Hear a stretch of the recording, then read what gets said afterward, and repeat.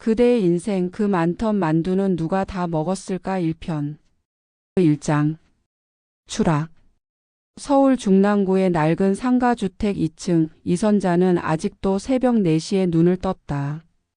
72년을 살아온 몸의 밴 습관이었다. 예전엔 이 시간에 일어나 분식집 준비를 했지만 이제는 할 일도 없이 천장만 바라볼 뿐이었다. 김장철이었다. 혼자 하기엔 너무 많은 양이었지만 그래도 두 아들 내 집에 나눠줄 생각으로 무리를 했다. 뜨거운 양념통을 나르다 발을 헛디뎠다. 쿵 하는 소리와 함께 찢어지는 듯한 통증이 발목을 조여왔다. 병원에서는 4주간 깁스를 해야 한다고 했다. 하지만 이선자에겐 4주가 4년처럼 느껴졌다. 분식집을 35년간 운영하며 단 하루도 쉬지 않았던 몸이 가만히 있으려니 미칠 지경이었다. 그때 아랫집에 사는 작은 아들 김태훈이 올라왔다. 37살의 그는 공장에서 야간 근무를 마치고 돌아오는 길이었다. 어머니의 퉁퉁 부은 발목을 보자 한숨을 내쉬었다. 태훈은 형 도윤에게 전화를 걸었다. 둘의 통화 내용을 듣고 있던 이선자는 가슴이 답답해졌다. 큰아들은 어머니를 데려오겠다고 했지만 그 목소리엔 의무감만 느껴졌다.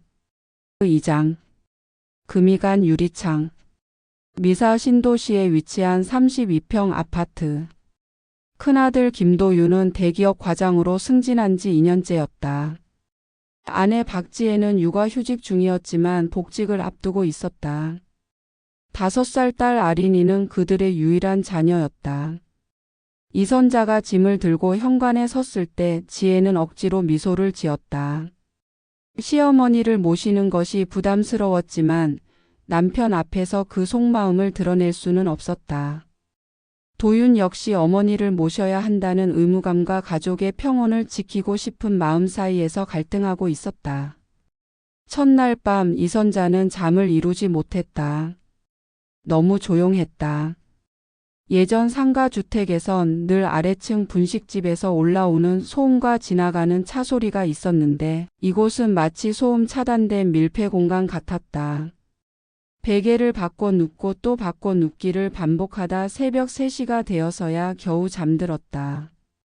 다음 날 지혜는 시어머니에게 집 구조를 설명해줬다. 하지만 그 말투엔 어딘지 모르게 경계심이 느껴졌다. 마치 영역 표시를 하는 것 같았다. 거실은 가족이 함께 쓰는 공간이니 TV 볼륨을 낮춰달라는 것, 주방은 위험하니 혼자 요리하지 말라는 것, 아린이가 낮잠 자는 시간엔 조용히 해달라는 것. 이선자는 고개를 끄덕였지만 마음 한구석이 서늘해졌다. 손님 취급을 받는 기분이었다.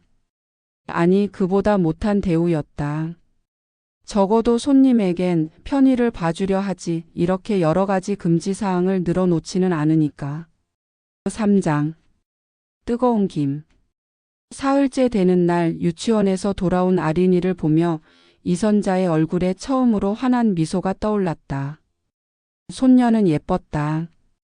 도윤을 닮아 눈이 크고 지혜를 닮아 입술이 또렷했다. 냉동실에서 만두를 꺼내 찜기에 올렸다. 직접 빚어온 만두였다. 아린이가 좋아할 것 같아서 특별히 새우를 넣고 만두피도 얇게 밀었던 것이었다. 찜기에서 김이 모락모락 올라오자 아린이가 신기해하며 다가왔다. 할머니와 함께 있는 시간이 즐거웠다. 엄마는 늘 바빠서 이렇게 요리하는 걸 같이 볼 기회가 없었는데 할머니는 천천히 설명해주며 함께 기다려줬다. 하지만 그 순간이었다. 아린이가 찜기 뚜껑을 열어보려다 뜨거운 김에 손등을 대었다. 아이는 깜짝 놀라 울음을 터뜨렸고 그 소리를 들은 지혜가 부엌으로 달려왔다. 지혜는 아이의 손을 확인하며 창백해졌다.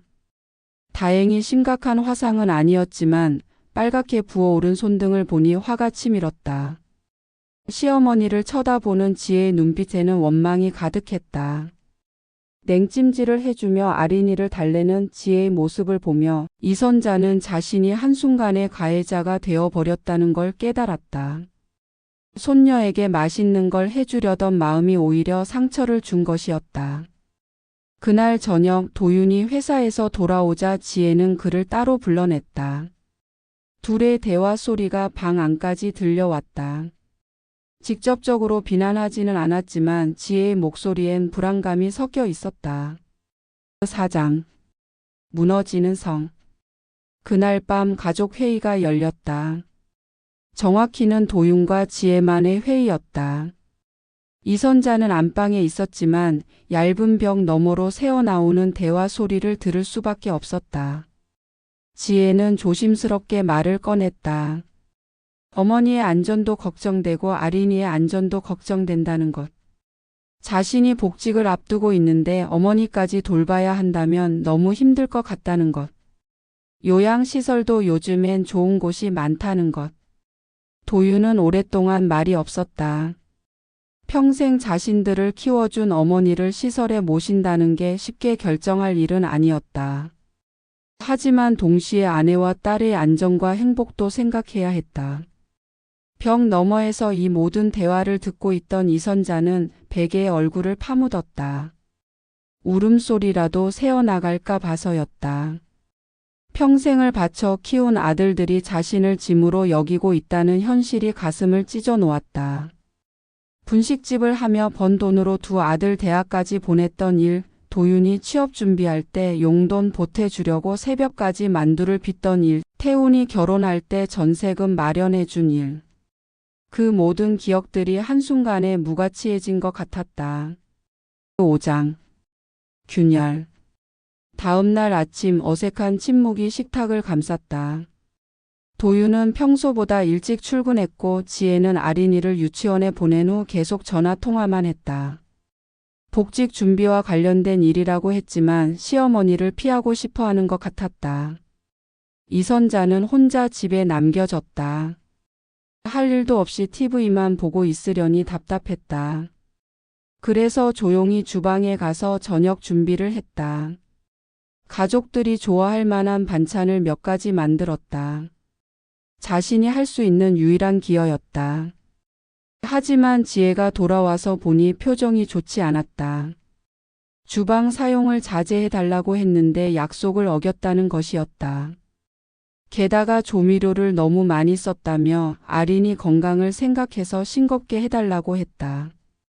이선자는 사과했지만 마음속 깊은 곳에서는 억울함이 올라왔다. 35년간 분식집을 하며 수천 명의 손님들이 맛있다고 했던 솜씨인데 며느리 입맛에는 맞지 않는 모양이었다. 그날 저녁 도윤이 돌아오자 지혜는 또다시 남편을 따로 불렀다. 이번엔 목소리가 더 높아졌다. 약속을 지키지 않는다는 것, 이런 식으로는 함께 살 수 없다는 것. 도윤은 피곤한 표정으로 어머니 방으로 향했다. 그리고 조심스럽게 이야기를 꺼냈다. 며칠만 더 쉬시다가 집으로 돌아가시는 게 어떨까 하는 것. 발목도 많이 나아진 것 같다는 것. 이선자는 아들의 말을 듣고 있으면서도 그 이면의 진짜 의미를 알 수 있었다. 더 이상 이 집에 머물지 말라는 것이었다. 정중한 말로 포장했지만 결국 쫓겨나는 것이었다. 6장. 빈 그릇. 다음 날 이선자는 짐을 쌌다. 많지 않은 짐이었다. 옷가지 몇 벌과 약 그리고 남은 만두 몇 개가 전부였다. 도윤이 차로 데려다 준다고 했지만 택시를 타겠다고 했다. 아들의 차를 타고 가는 것조차 부담스러웠다. 아린이는 할머니가 떠난다는 걸 잘 이해하지 못했다. 그냥 할머니 집에 놀러 가는 거라고 생각했다. 작별 인사를 할 때 아린이가 안아주며 말했다. 할머니 만두 또 먹고 싶다고. 그 말에 이선자의 목이 메었다. 적어도 손녀만큼은 자신의 만두를 좋아해줬구나 싶었다. 하지만 동시에 그 만두가 아린이를 다치게 했다는 사실도 잊을 수 없었다. 상가 주택으로 돌아오니 모든 것이 그대로였지만 뭔가 달라 보였다. 일주일 전과 똑같은 공간인데 왜 이렇게 낯설게 느껴지는 걸까? 아마도 자신이 달라졌기 때문일 것이었다. 깁스를 푼 발목은 괜찮아졌지만 마음의 깁스는 여전했다. 아니, 더 단단하게 굳어진 것 같았다. 72년을 살면서 이렇게 쓸모없다고 느껴본 적이 없었다. 7장. 냉각. 혼자 있는 시간이 길어지면서 이선자는 과거를 반추하기 시작했다. 정말 자신이 잘못한 게 많았을까? 아들들을 너무 간섭했던 걸까? 며느리에게 서운한 마음을 드러냈던 걸까? 생각해보니 지혜와는 한 번도 진솔한 대화를 나눠본 적이 없었다. 늘 예의상 인사만 했을 뿐 서로의 마음을 열고 이야기한 적이 없었다. 어쩌면 그것부터가 잘못이었을지도 모른다. 하지만 다른 한편으로는 억울했다. 자신이 뭘 그렇게 잘못했다고 이런 취급을 받아야 하는 건지. 손녀에게 맛있는 걸 해주려던 마음이 그렇게 큰 잘못이었던가. 며칠이 지나도 큰아들에게서는 연락이 없었다. 안부를 묻는 전화 한 통 없었다. 마치 없는 사람 취급하는 것 같아서 마음이 더욱 쓸쓸해졌다. 작은 아들 태훈만이 가끔 올라와서 안부를 물었다. 하지만 그 역시 야간 근무로 바빠서 자주 볼 수는 없었다. 게다가 태훈에게까지 자신의 서러운 마음을 털어놓을 수는 없었다. 형제 사이를 더 나쁘게 만들고 싶지 않았다. 8장. 금요일의 방문자. 어느 금요일 오후 예상치 못한 방문자가 찾아왔다.